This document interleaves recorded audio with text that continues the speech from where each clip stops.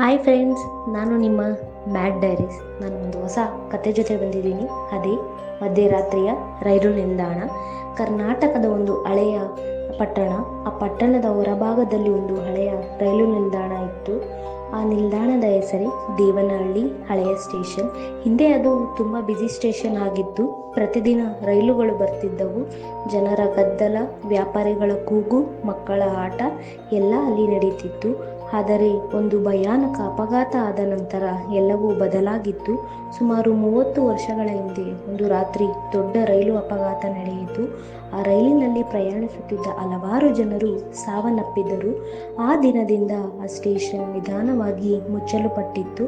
ಜನರು ಈಗಲೂ ಹೇಳ್ತಾರೆ, ಮಧ್ಯರಾತ್ರಿ 12ರ ನಂತರ ಆ ಸ್ಟೇಷನ್ನಲ್ಲಿ ಇನ್ನೂ ರೈಲ್ ಶಬ್ದ ಕೇಳಿಸುತ್ತದೆ, ಆದರೆ ಅಲ್ಲಿ ಯಾವುದೇ ರೈಲುಗಳು ಹೋಗುವುದೇ ಇಲ್ಲ. ಪತ್ರಕರ್ತನ ಕುತೂಹಲ. ಅರ್ಜುನ್ ಎಂಬ ಯುವ ಪತ್ರಕರ್ತನು ನಗರದಲ್ಲಿ ಕೆಲಸ ಮಾಡುತ್ತಿದ್ದ. ಅವನಿಗೆ ಭಯಾನಕ ಕಥೆಗಳ ಬಗ್ಗೆ ತುಂಬ ಆಸಕ್ತಿ.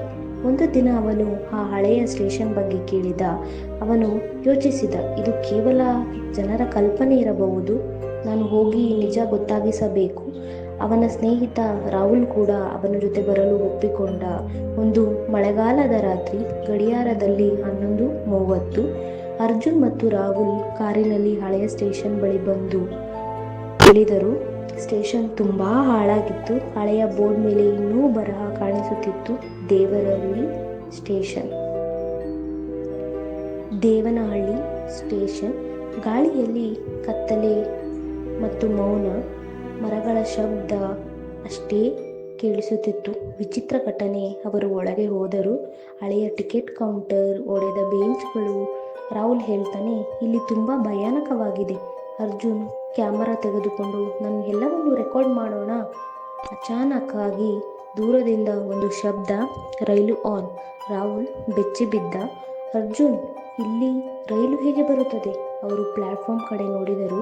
ಕತ್ತಲೆ ಒಳಗೆ ನಿಧಾನವಾಗಿ ಒಂದು ರೈಲು ಬರುತ್ತಿರುವಂತೆ ಕಾಣಿಸಿತ್ತು. ಭೂತ ರೈಲು. ಆ ರೈಲು ನಿಧಾನವಾಗಿ ಪ್ಲಾಟ್ಫಾರ್ಮ್ ಬಳಿ ಬಂದು ನಿಂತಿತು. ಆದರೆ ಅದು ವಿಚಿತ್ರ. ರೈಲು ಹಳೆಯದಾಗಿ ಕಾಣಿಸುತ್ತಿತ್ತು. ಕಿಟಕಿಗಳೊಳಗೆ ಜನರು ಕುಳಿತಿದ್ದರು, ಆದರೆ ಅವರ ಮುಖಗಳು ಸ್ಪಷ್ಟವಾಗಿರಲಿಲ್ಲ. ಎಲ್ಲರೂ ಮೌನ. ರೈಲು ಬಾಗಿಲು ಸ್ವತಃ ತೆರೆದಿತು. ಒಬ್ಬ ಹಳೆಯ ಟಿಕೆಟ್ ಕೌಂಟರ್ ಹೊರಬಂದ. ಅವನು ನಿಧಾನವಾಗಿ ಹೇಳಿದ, ರೈಲು ಹೊರಡಲು ಸಿದ್ಧ, ಏರಿ ಏರಿ. ರಾಹುಲ್ ಹೆದರಿದ, ನಾವು ಹೋಗೋಣ ಅರ್ಜುನ್. ಆದರೆ ಅರ್ಜುನ್ ಕುತೂಹಲದಿಂದ ಮುಂದೆ ಹೋದ. ಭಯಾನಕ ಸತ್ಯ. ಅರ್ಜುನ್ ರೈಲು ಒಳಗೆ ನೋಡಿದ. ಅಲ್ಲಿ ಕುಳಿತಿದ್ದ ಜನರು ನಿಧಾನವಾಗಿ ತಲೆ ತಿರುಗಿಸಿದರು. ಅವರ ಕಣ್ಣುಗಳು ಖಾಲಿ. ಅವರು ನಿಧಾನವಾಗಿ ಕೇಳಿದರು, ನಮ್ಮ ಜೊತೆ ಬರ್ತೀರಾ? ಅರ್ಜುನ್ ಹಿಂದೆ ಸರಿದ. ಅಚಾನಕ್ ರೈಲು ಒಳಗಿನ ಒಂದು ಮಹಿಳೆ ಕೂಗಿದಳು, ಉಳಿಸಿ. ಅರ್ಜುನ್ ಟಾರ್ಚ್ ಬೆಳಕು ಹಾಕಿದ. ಮಹಿಳೆ ಸಂಪೂರ್ಣ ರಕ್ತದಲ್ಲಿ ತೇಲುತ್ತಿದ್ದಳು. ಅವಳು ಹೇಳಿದಳು, ನಾವು ಎಲ್ಲರೂ ಈ ಅಪಘಾತದಲ್ಲಿ ಸತ್ತವರು. ಪ್ರತಿ ರಾತ್ರಿ ಈ ರೈಲು ಮತ್ತೆ ಬರುತ್ತದೆ.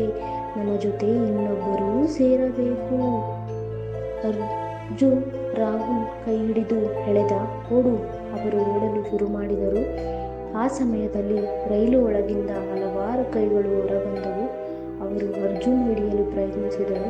ಅರ್ಜುನ್ ಮತ್ತು ರಾಹುಲ್ ಪ್ಲಾಟ್ಫಾರ್ಮ್ನಿಂದ ಹೊರಗೆ ಓಡಿದರು. ಕೊನೆಯ ಕ್ಷಣ ಅವರು ಕಾರಿಗೆ ಬಂದಾಗ ಗಡಿಯಾರದ ಗಂಟೆ 12:15. ರೈಲು ಶಬ್ದ ನಿಧಾನವಾಗಿ ಮಾಯವಾಯಿತು. ಅವರು ಹಿಂತಿರುಗಿ ನೋಡಿದರು. ಸ್ಟೇಷನ್ ಮತ್ತೆ ಖಾಲಿ. ಯಾವ ರೈಲು ಇಲ್ಲ, ಯಾವ ಜನರೂ ಇಲ್ಲ. ಮುಂದಿನ ದಿನ ಅರ್ಜುನ್ ಕ್ಯಾಮರಾ ನೋಡಿದ.